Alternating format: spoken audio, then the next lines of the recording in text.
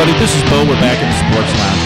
Guys, we got up with Tim Boetsch, and right now he's playing mama with his little one, and we're going to share some time with him. How you doing, Tim? I'm doing great. Thanks for having me on.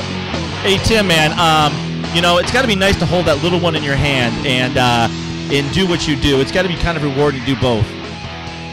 Oh, absolutely. I love being able to spend time with my little guy, and fighting definitely allows me to spend some more time at home. And, I've been putting in a 40-hour week at a job and training to fight. I'm fighting full time, so definitely frees up some time for the family. Now, on that last fight with Mark, from my standpoint, and there was a bunch of us in the studio watching the fight, he looked, I mean, a lot heavier than you are. I know you mentioned you were actually heavier than he was at the weigh-in, but he did look heavier. I mean, it's just kind of impressive how it looks different on TV than it actually is. Well, Matt Hamill actually is, I'd say he's a little bit taller than I am for sure. But as far as his body weight goes, I think we're pretty close.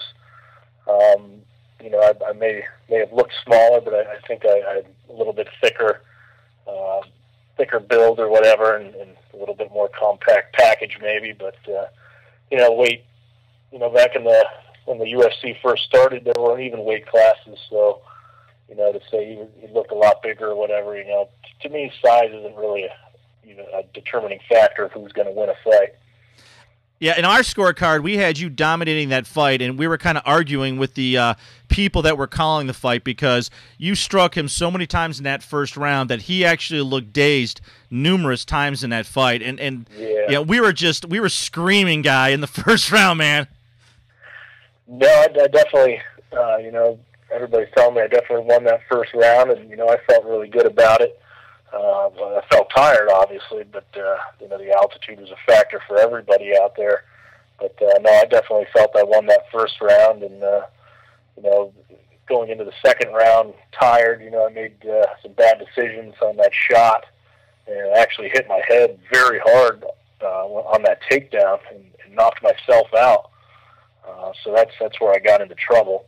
Yeah, you look dazed when you went down because, thank God for high D and all the camera angles because you get to see it. And it looked like you were just definitely out. And Mark could have done a lot more damage than he did. So I think he kind of knew too when you hit the ground that it was over.